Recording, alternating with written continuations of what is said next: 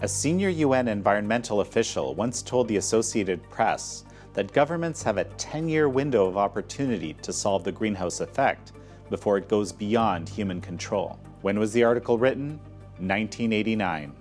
In the decades that followed, many more people have predicted doom if the world does not adequately address climate change. There's some really serious environmental problems that we don't pay enough attention to because we're so wrapped up in our own personal apocalyptic drama.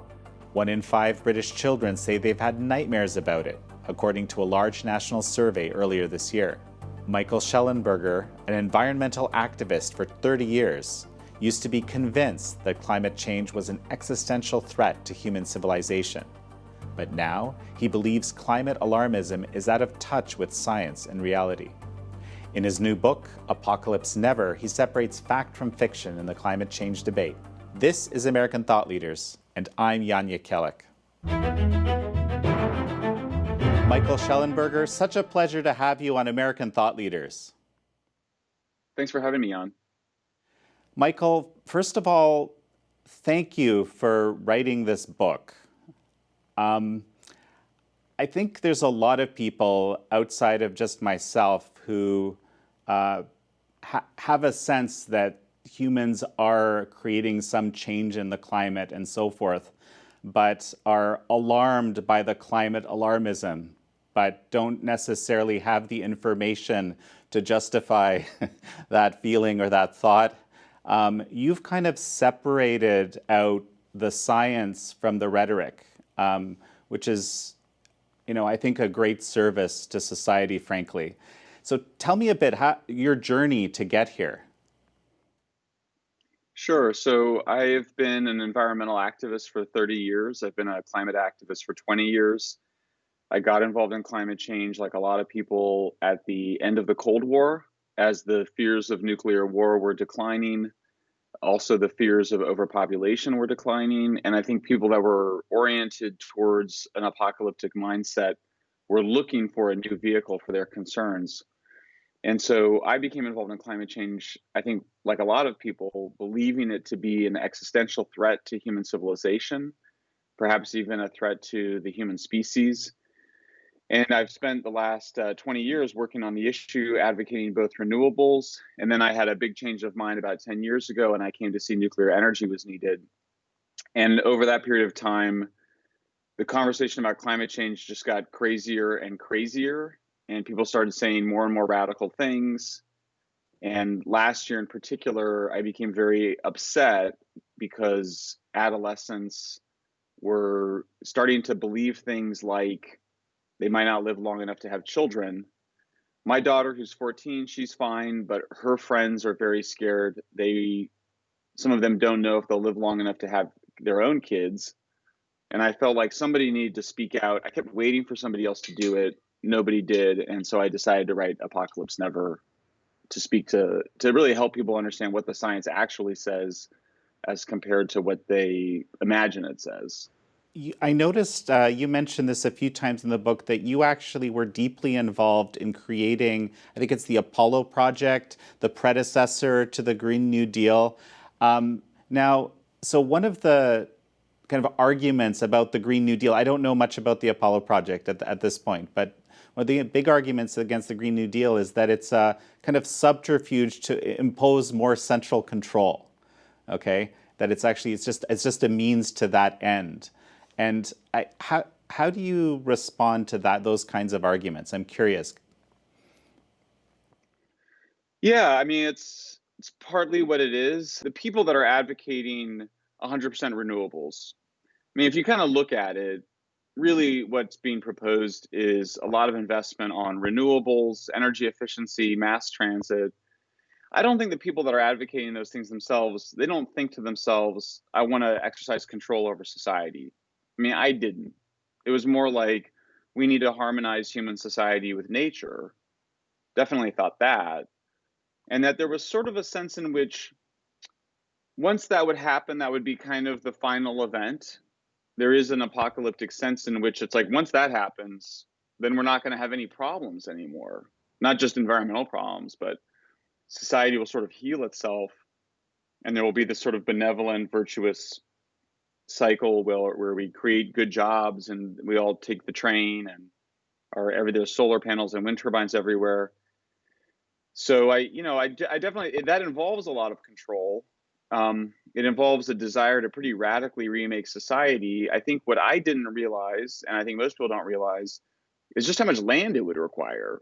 So just on average, it takes 300 to 400 times more land to generate the same amount of electricity from a solar farm as it does from a nuclear power plant or a natural gas plant. Same thing for wind turbines. Wind turbines, you're putting these spinning blades into the airshed of birds and bats and insects. It's hard to imagine anything worse for the natural environment or for endangered species than putting spinning blades right where they fly. So I think you're dealing with something that's profoundly ideological and really disconnected, ironically, from the natural world. I always joke there's nobody that's more alienated from the natural world than environmentalists. People that are closest to the natural world tend to be people that still live on the farm or are living in the productive sectors of the economy where they're transforming the natural environment into food and energy or other products for human consumption. So environmentalism is really just a kind of upper middle class fantasy of a future reality. It's sometimes compared to a kind of new socialism. I think there's some of that. Some of it also comes from this British economist from the 18th century named Thomas Malthus, who said there's just too many people in the world. We're prone to have periodic famines. So it's all kind of a mess to some extent. I mean, I'm testifying in front of Congress on Tuesday and I'm reading the 500-page, proposal for the Green New Deal, the congressional version of it. It's kind of got a bunch of everything in there, including the stuff around mass transit. It's interesting that in Los Angeles, the number of people using mass transit over the last 5 years declined. And the reason is because the poor and working class Latin American immigrants, soon as they got a little money, they wanted to have their own car. So I think when you look at things like this desire to make people take mass transit, yeah, there is a kind of will to control people's lives and this hatred, honestly, a real hatred of cars, which provide people with freedoms that I think the radical left, the apocalyptic environmental left really hates, I think for reasons that they're not even aware of. Something that's really interesting in here, which is different from what I've seen anywhere else, is basically you say that the International Panel on Climate Change, that the science is right. It's just that it's grossly misrepresented even in its own reporting, which is just, I mean, fascinating because people will use that and say, you're not on the right side of history unless you believe everything that's in here. Tell me about that. Yeah, this is, I wrote the book in part for other environmentalists, but I also wrote it for conservatives who I think have not known how to interpret the science. And so what I wanted to do is I show that basically, the basic science that carbon dioxide is a heat trapping molecule, that the world is clearly warming. We have a lot of different measures of that now, mostly due to humans. But that it doesn't show that it's the end of the world. It shows that humans have a big impact on the natural environment. And of course we are. There's 7.5 billion of us. We live these really amazing high energy lives. We've had these big negative environmental consequences. So that's not a surprise. We've been aware of those. But there is no apocalyptic scenario in IPCC. In fact, IPCC doesn't predict anybody dying from climate change in the future. It says things like climate change appears to be contributing to disease, to some kinds of infectious disease. But then it also goes on and says the things causing infectious disease, the biggest things don't have anything to do with climate change. It's just all the stuff that we know. Similarly, floods, well, what determines whether you're protected from floods is whether you have a flood control system. Could you get slightly more floods in the future? Sure, 2 to 3 inches more rain. But the difference is that my neighborhood in Berkeley, California can adapt to a little bit more rain, whereas the Congo suffers from floods right now because it doesn't have a flood control system. So, I think that there's been effort. I think there's been a confusion on a lot of this stuff just because people don't understand that what makes us safe from natural disasters is economic development. And I point out on other things like forest fires. The biggest factors on forest fires, whether in California or Australia, is whether or not we suppress the fires to prevent, which basically allows the wood fuel in forests to build up.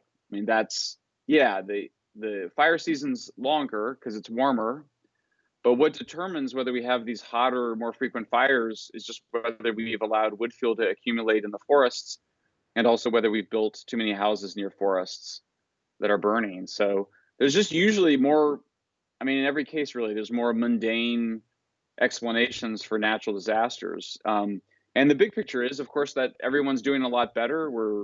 The deaths from natural disasters have declined 90% over the last 100 years.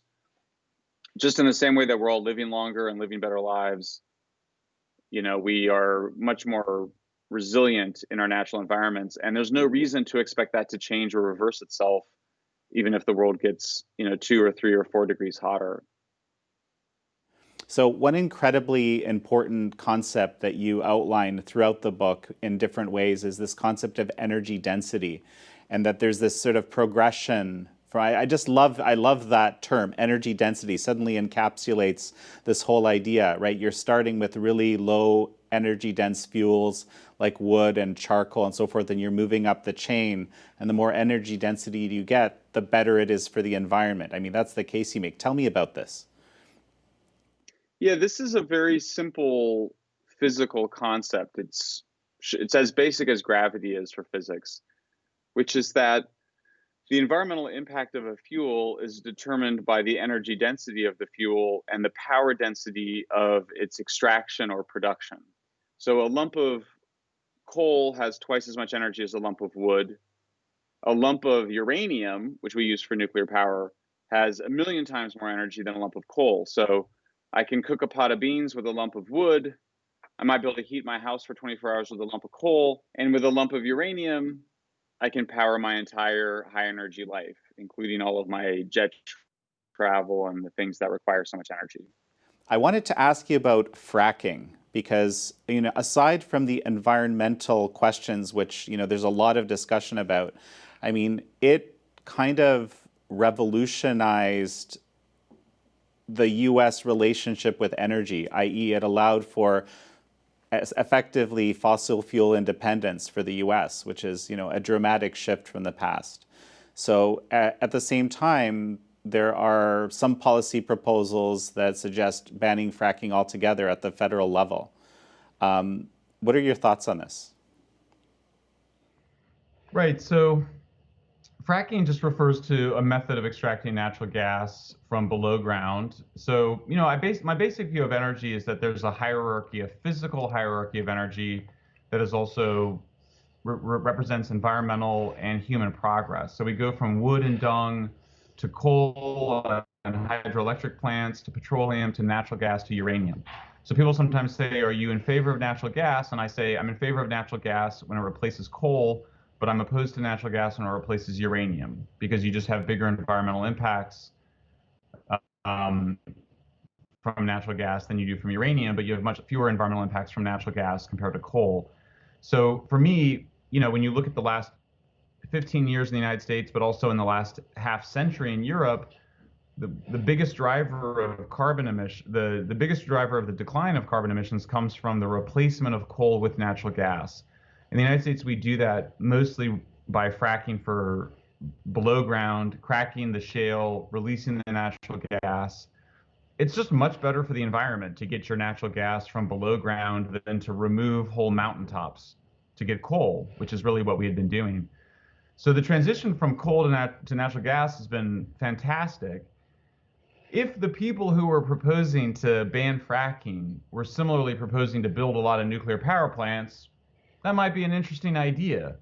Mostly, though, they're not. They're saying we should replace it with solar panels imported from China. That's not going to work for a variety of reasons, including that the solar is unreliable. And usually, by the way, when solar panels aren't producing electricity because it's not sunny, the backup electricity is coming from natural gas anyway. So a better approach, in my view, is to do what both the Russians, but also United Arab Emirates and other natural gas-rich countries do, which is you build nuclear power plants to replace the natural gas you're burning for electricity at home, and then you export your natural gas abroad for what President Trump calls energy dominance, which is basically a way to have strong exports and honestly, helping countries to use natural gas rather than coal is great for the climate, great for the environment. So I mean, here we have this incredible blessing in the United States in the form of all this abundant natural gas. I mean, even the petroleum that comes from fracking for shale below ground is the best kind of petroleum because it's called light sweet crude. It's much better from an environmental standpoint than the kind of oil that's in what they call the tar sands of Canada or in places like Venezuela, where it's the oil that's the really heavy, sticky, dirty oil that has to be much more refined. So, I mean, I think it's just one more example of apocalyptic environmentalists being opposed to solutions because they don't really want to solve the problem. Well, this is really fascinating to me. My father was a nuclear engineer, and so of course, he had his biases and so forth. But I always understood nuclear energy to be an incredibly clean source of energy, and it was always baffling to me that it's being excluded from the discussion or somehow anti-environmental. Well, yeah, this was originally, I was working on a book about nuclear energy, and this book still has a lot of nuclear energy in it. Nuclear energy has come to be seen as almost a satanic force, I think, to people who think they're secular. It's such a powerful energy. It's obviously primary for purposes as a weapon for national security. And I think in the book, I argued that there was a lot of displacement of anxieties around nuclear weapons onto nuclear power plants. But the people who were displacing their anxieties were of a particular political ideology. These are people that tended to think there were too many people on Earth. They tended to think there was something wrong with human civilization. They tended to come from the political left, like myself. And so one question was always, why do people that seem to be secular and adherents to modern science, why do they profess such seemingly religious beliefs about the apocalypse, which is a religious idea, and start describing nature in ways that seem spiritual? They describe nature as a kind of God. And so that sort of is, I'm rushing ahead to the end of the book, but basically I sort of look at some of the drivers behind this apocalyptic fears, and I think that they really have root in a desire to put oneself in the middle of a major historical drama. And so I think we see a lot of climate activists are adolescents and middle-aged people in the midst of what you might call a midlife crisis, who are seeking to kind of construct a dramatic story in which they are the heroic figures out to save the rest of the world. I mean, it's fascinating. When I was reading through that part, I was thinking about this corresponds with a kind of decline in traditional religiosity in society. So it could be a kind of a replacement, I guess. Is that what you argue? Yeah, and by the way, it's not my argument in a sense that there's a way in which the whole book is a synthesis of existing science and existing scholarship. There's a large body of research showing that environmentalists, particularly apocalyptic environmentalists, tend to be more secular. They tend to not believe in traditional religion, traditional Judeo-Christian religions. And in particular, they reject the idea of dominion, that humans have been given the earth, have been given nature to use.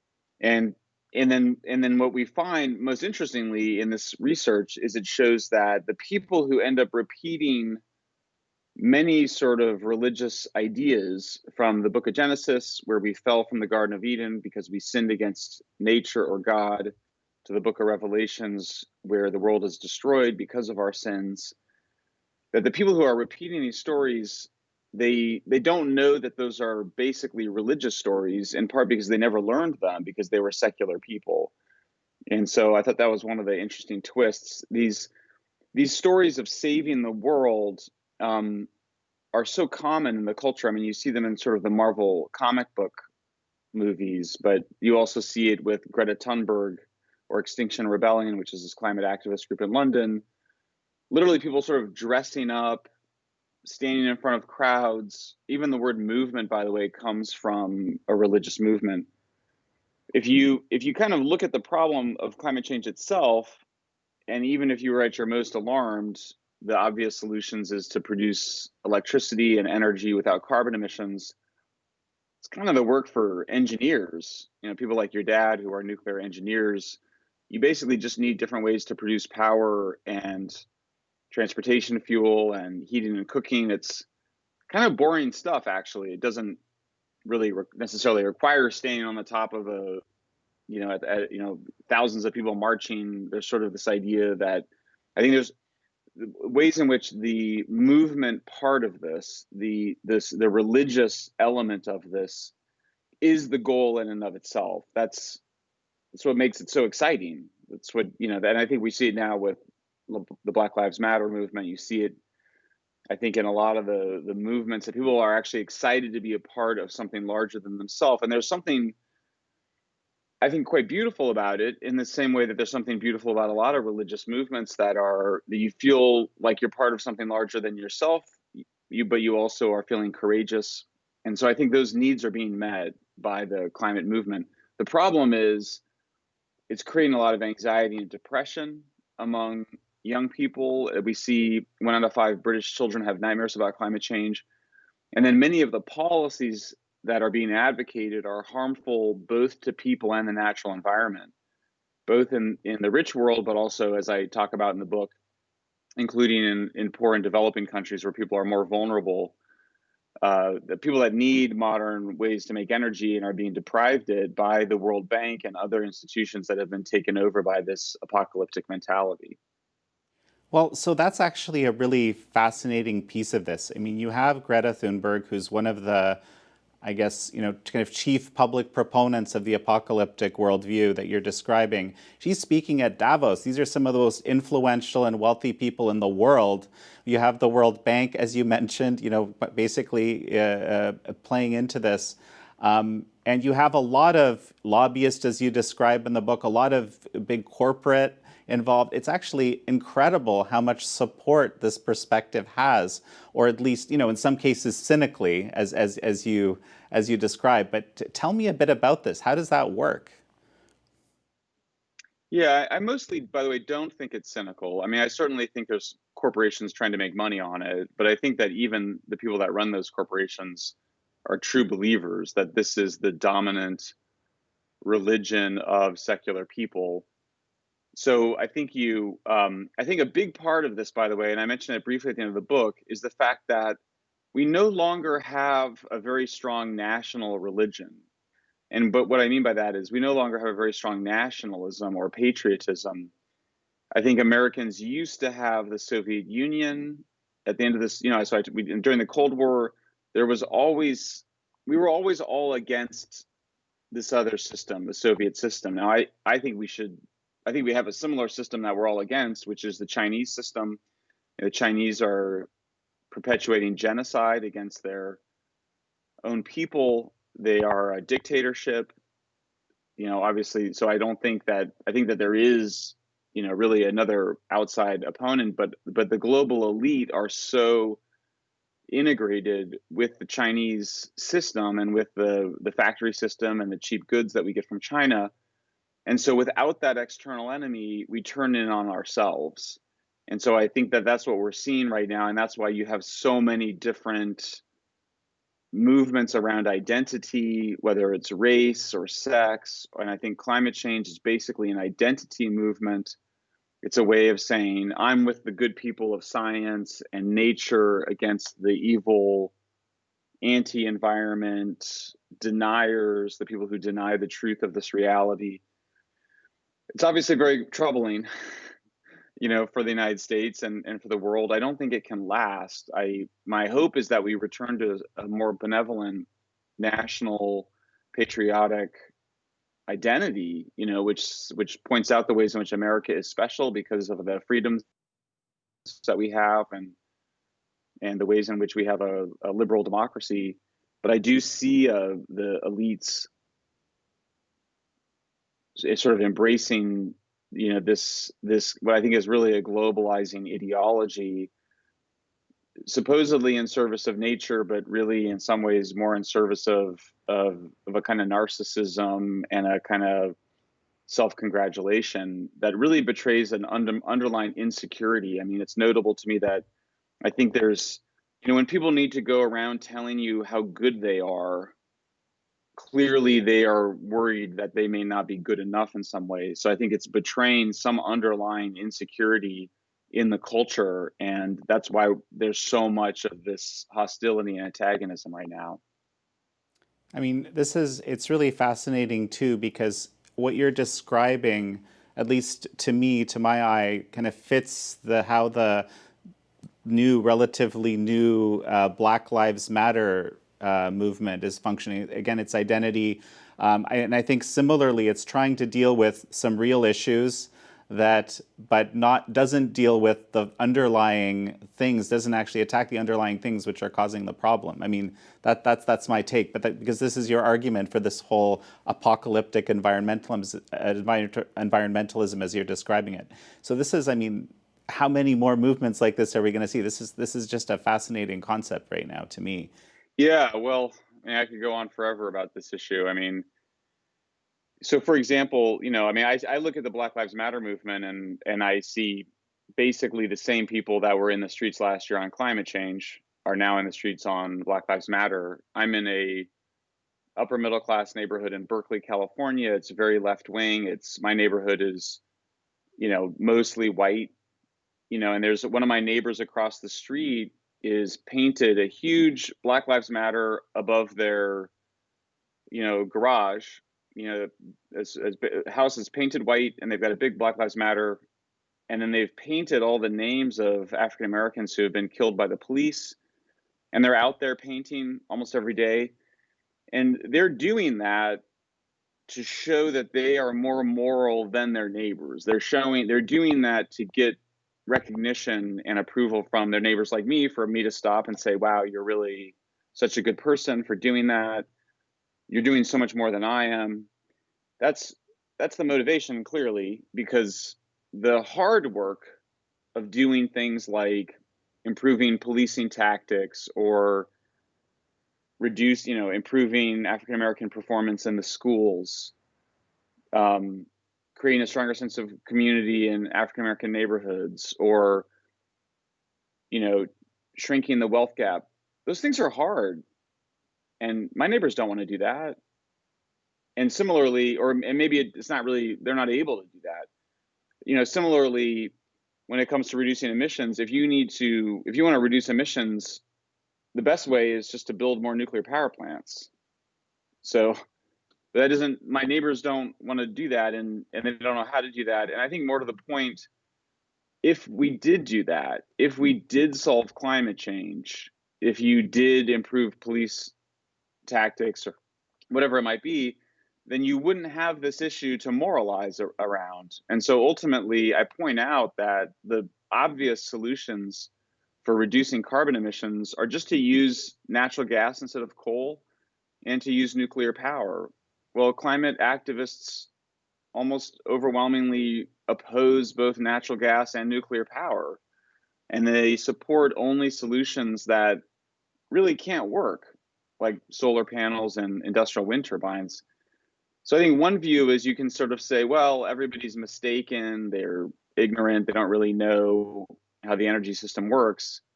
I think another way is that maybe at some level they do know, and they don't really want to solve the problem. What they really want to do is moralize and feel good about themselves in comparison to their neighbors. I think that's ultimately what drives ordinary folks. There's definitely environmental elites who have a darker view and really want to move towards a low energy society. That the whole point of renewables was that they don't produce very much energy.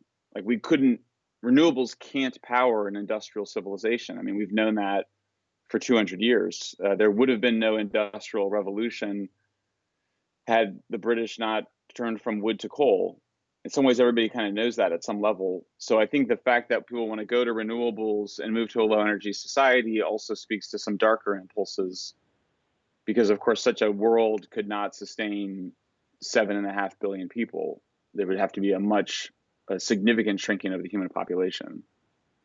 Well, and one of the things you point out, I don't know if you put it this way, but this is how I was imagining it. I mean, it seems incredibly patronizing to go to the developing world and say, hey, you can't do this. You can't develop the power generation that allows for our standard of living. We're going to prevent you from doing that. Yeah, so in the 50s, 60s, 70s, and 80s, the World Bank and other international development banks would finance the infrastructure of economic development in poor countries, which is mostly roads, hydroelectric dams, flood control, electric grids, sewage systems. Just that's the difference between poor countries and rich countries, is that we have those things and poor countries don't. Well, after apocalyptic environmentalists exercise their influence over the World Bank now doesn't fund development. It funds charitable activities.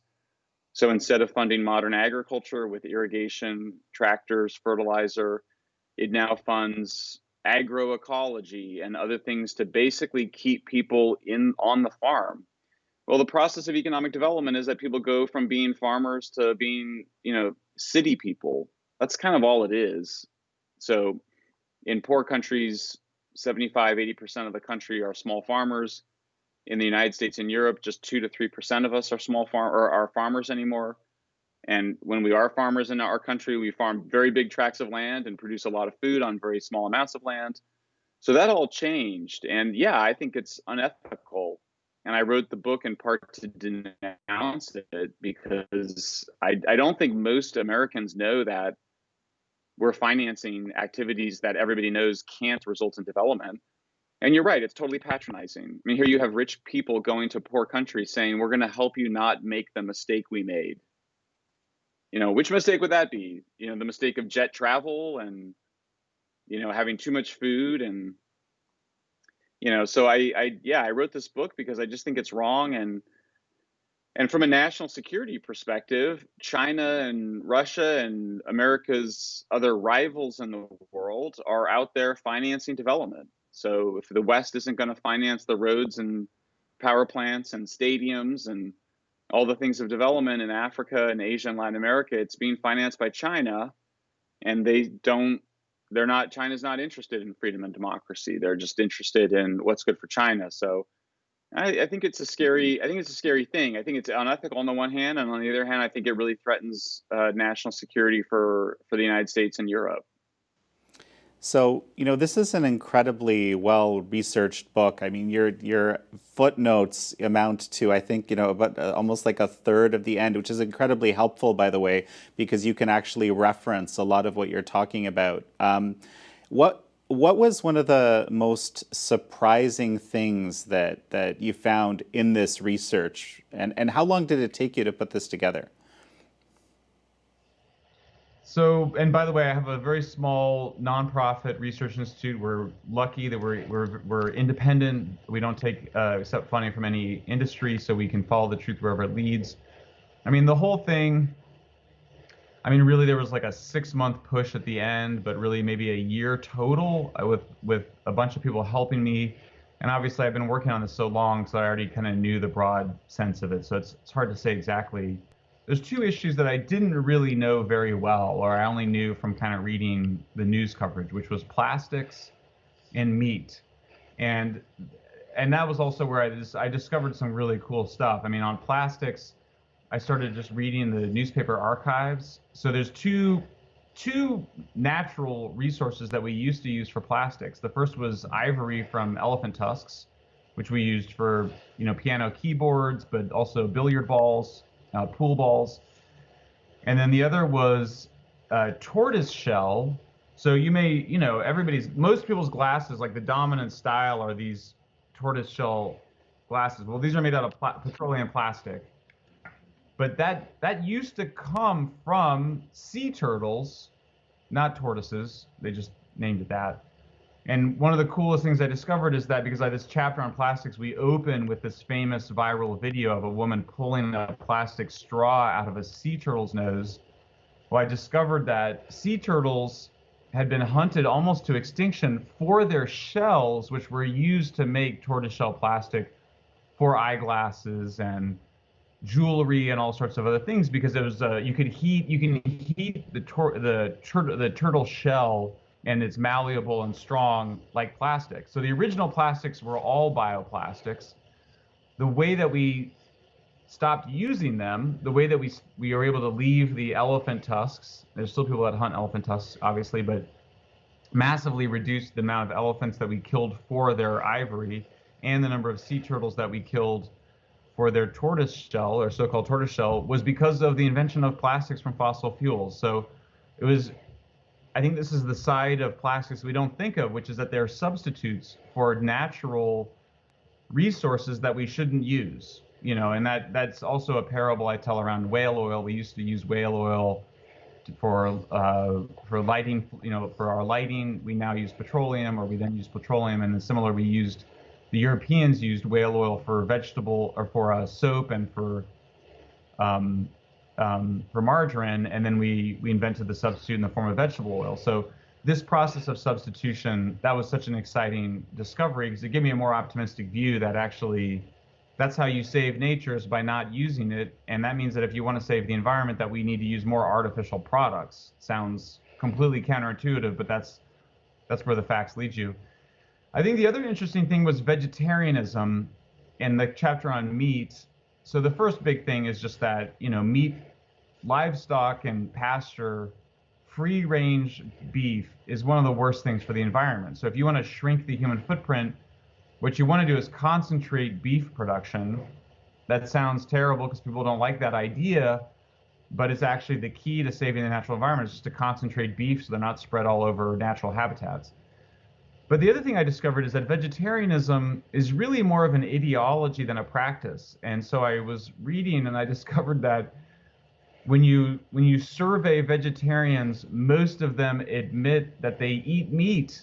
I mean, it's like 90% of vegetarians eat fish or seafood, 60% eat chicken or poultry, and then about a third of vegetarians eat beef. And I think we all, if you've been vegetarian, I was vegetarian for 20 years, or if you know vegetarians and you're out with vegetarians and then something looks good, they'll be like, well, I'll just gonna eat this one time. So vegetarianism is really more like environmentalism in that it's a political ideology, it's an identity, it's a set of values. It's not actually what people are doing. And in fact, I think the two are very related. I argue that they're very related. So again, I just think there's a lot of things that people are doing and saying to make themselves feel better about themselves in the world. I mean, we talk about this all the time, virtue signaling or conspicuous compassion, that don't have anything to do with saving the natural environment. And in many instances, they actually get in the way of protecting the natural world. Well, and one of the really interesting things in the book is you talk about how one of the biggest environmental problems is overfishing, the decimation of the fish stocks and so forth. And that, to me, I've always thought about that because the oceans are effectively a kind of a commons. I think back to the tragedy of the commons idea, right? That if you don't own it or you're not responsible for it, hey, you can extract from there as much as you like. And the oceans, to some extent, have become that way. So the effect of that, though, today is this industrial level overfishing. It's fascinating. I didn't realize that it was that bad. Well, this is important because part of the book, the first third is debunking myths, and the second part is how do we save nature, and the third part is why do we think of these problems as unmanageable or apocalyptic when clearly we can deal with them. One of the points I make is that there's some really serious environmental problems that we don't pay enough attention to because we're so wrapped up in our own personal apocalyptic drama. But, one of the biggest things, maybe the biggest still, that really threatens the wild animals in the world is just that we still eat a lot of them. And we certainly, in poor countries, there's a lot of eating of wild animals on land, but the biggest consumption of wild animals is wild fish. And the craziest thing is that many environmental groups, because they have this romanticization of nature and harmonizing with nature, have actually condemned farmed fishing. Farmed fish is how we save wild fish. So, and we should save wild fish, not just for the wild fish sake, but also because that's what whales and sea animals that we all love and care about, that's how they survive. So really transitioning from wild fish to farmed fish is one of the most important things we can do, and yet we never talk about it. And sure, there was some farmed fishing 20 years ago, I point out, that had some negative consequences, but it's improved enormously.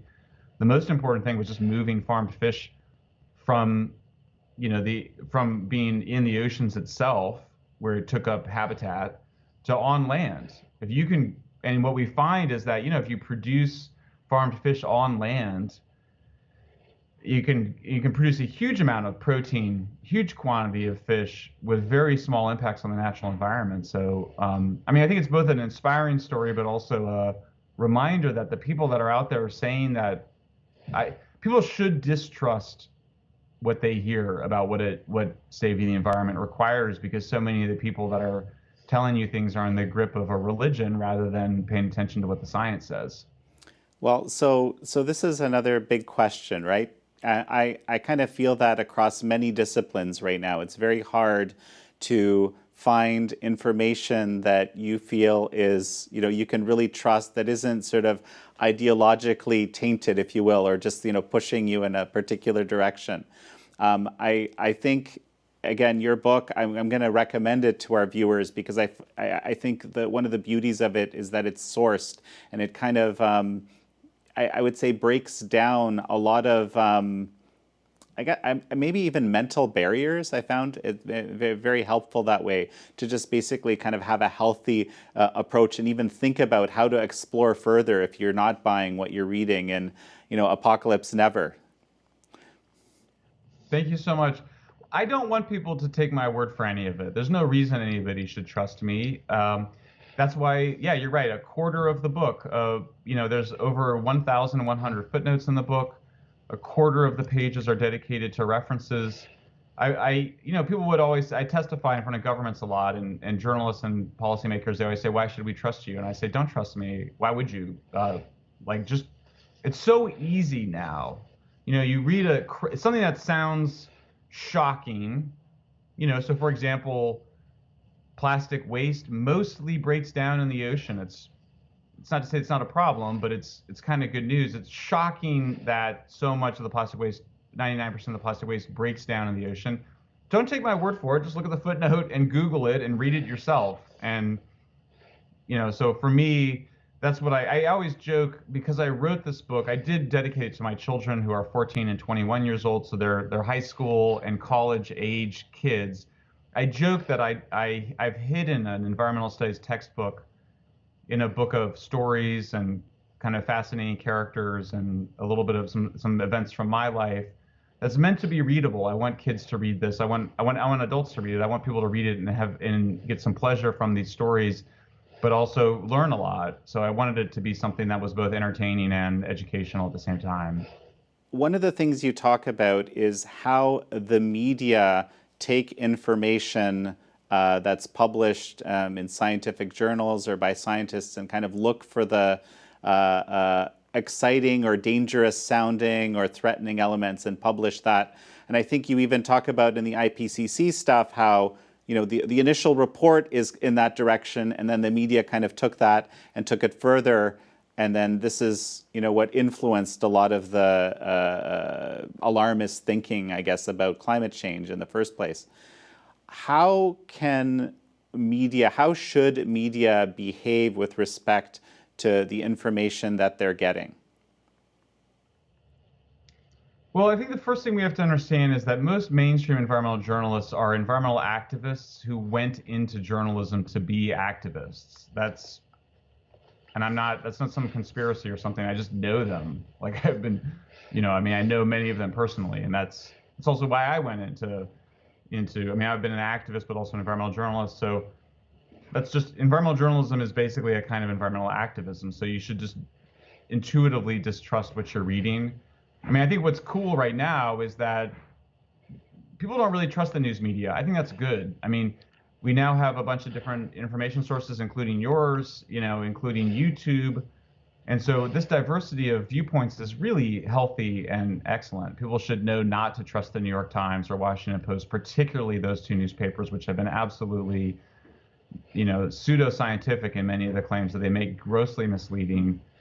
And so in some ways it's a little bit harder. I mean, I guess if you thought, oh, there's just one newspaper I could read and trust for all my information, but that's kind of a child's view of the world. I mean, I think a more grown-up view says, I don't trust anybody for all my information. I don't trust myself for my information. I'm going to go look at a variety of sources and try to sort it out. So I do feel like environmental journalists, they're one of the groups that I mean, it's really scientists, activists, and journalists. Those are the three groups of people that have perpetuated so much of the misinformation. And yeah, I mean, it's for me, I see this book coming at a time when people are more capable and more interested in cutting through the official sources. And, at a time when many of our institutions are clearly failing. So, the World Health Organization said not to wear masks. We now know masks are really important for preventing the spread of coronavirus. We have the New York Times, supposedly all the news fit to print. It won't print a lot of important information. So, it's at a time when the older institutions are losing their power, and we need to look to new voices. So I'm hoping to kind of contribute to that, but also, allow people to investigate this stuff for themselves. This is not theoretical physics, by the way. Most of the science in this, I'm not a STEM person. I'm an ordinary dude. I've read a lot, but this is not, this does not involve there's no advanced math that's required in most of these questions. In most of the cases, it's arithmetic. It's fairly simple physical processes that are simple to understand. And like you said, certain concepts like energy density, once you understand energy density, once you understand that the higher the energy density of the fuel and the higher the power density of the production, which includes farming, by the way, the less natural resource you use. Once you understand that, it's impossible not to see it everywhere. So, first of all, I guess I should, in that case, invite you to become a contributor to the Epoch Times, because I think you have a very, very valuable perspective on the environment, which is frankly quite important to us. So that's one. Second, I should wish you luck in the testimony you're going to be doing in Congress. And thirdly, any final words before we finish up? No, thanks very much for being here. I guess I would just say to parents and kids, I hope that they read Apocalypse Never. I think it's a great thing to read together. I've heard from a lot of readers that they buy a copy for themselves. They also buy copies for their children, their grandkids, their cousins, for people who are particularly alarmed. The people who need to read Apocalypse Never the most are the people who are most afraid of environmental problems. And so I would encourage them to read it. I mean, you don't have to agree with it, but it seems like if you are really so concerned about the natural environment, then it would be worth your while to confront the facts and the evidence and see where it takes you. Yeah, and also, learn its frankly profoundly hopeful message, which I really appreciated. Michael Shellenberger, such a pleasure to have you on. Thanks for having me.